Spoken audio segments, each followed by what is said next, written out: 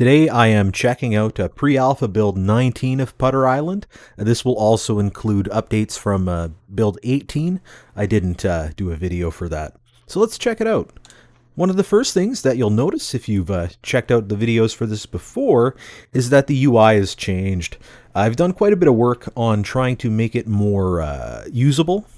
So the overall arrangement of elements or number of elements hasn't really changed. I've just moved things around and added those black borders around all of the text.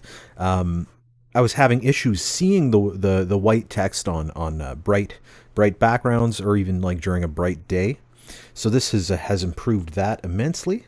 The same languages or design language is being used throughout.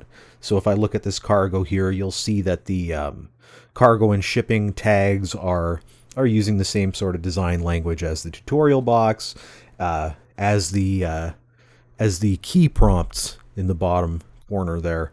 I also added time, which is useful. It's going to matter more once we have daily randomized buy and purchase prices for goods and that sort of stuff. But it is being simulated. We do have the day-night cycle going on, so I think it's useful to have that display for the player.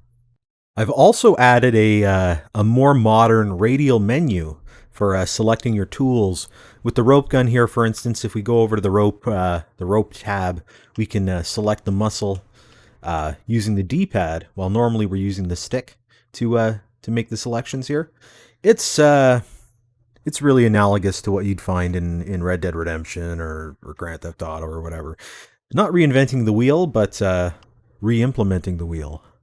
I've also added roads to this build, which are a pretty significant change to the world. They're just made using a single static mesh, which is sort of bent and twisted over a spline that I drew using Unreal's landscape tools. I was then able to smooth out the landscape around the road to make it look more natural in the world. The point of the road is to provide a route that is easy, not in the sense of it being quick from A to B, but it provides smooth, gentle gradients so that you can get your fully loaded truck or trailer over some of the more challenging pieces of the world. If we look at the map, you can actually see that the road snakes from Outpost Bravo up around the radar array, over this here mountain near the observatory, coming up around to the garage and Outpost Alpha, going up to the north part of the island over to Outpost Charlie.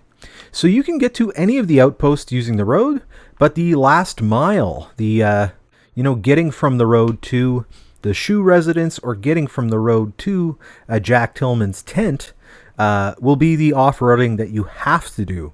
However, you'll see that this road isn't exactly the most efficient. If you wanted to get from the radar array to Outpost Alpha, you could go just down the side of this here mountain. It's going to be a bit more challenging, and you're probably going to damage your cargo more, but it's an option that's available to you. Some of the fundamentals to delivery have actually changed in this build because any piece of cargo now has a two-part address.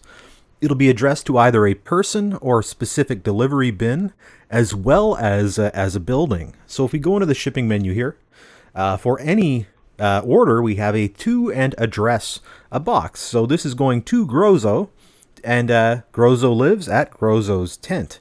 This gets more interesting when you get to an order like Ito A here. This is all just placeholder stuff, but it's going to Fuji Ito, who's located at Tower Charlie. In the past, with these two orders that I have here, one for Rachel James and one for Fuji Ito, I would have added two blue icons to the map, an I for Ito and a J for James. The thing is, these two people live in a tower, and they're essentially on top of each other. So if I added those two icons to the mini-map, you'd only ever see one, and you wouldn't know where to go for the other order. So it makes sense to add icons instead for the address field rather than the to field, which is exactly what we're doing here. You see one blue C attached to the minimap, and that's because there's really only one address that we're going to, even though we have two orders going to two different people. And so it's a cleaner implementation, and now we can have multiple people living at a place, or even having, right, multiple bins at a given place. Here are a bunch of pieces that make up a new 3D tile set that I've made to build buildings out in the world. We have some support pieces here, we have some floors, and we also have a few wall pieces. Using these pieces, we can build larger chunks, like this here wall segment.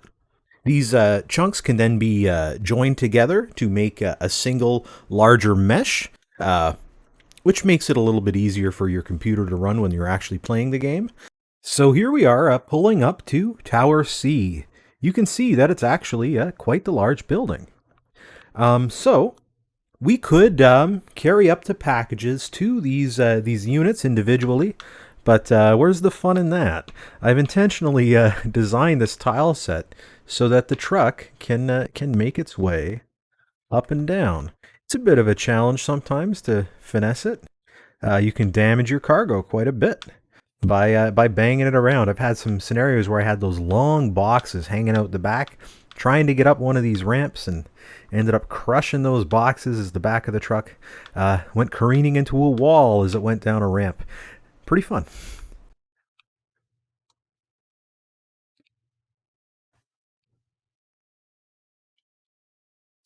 We can see that Rachel James is over here, and we've got some stuff for her, so let's deliver it.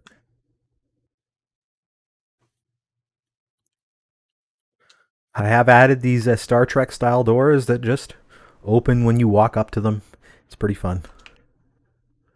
And with that, I've shown off builds pre-alpha 18 and 19 of Putter Island.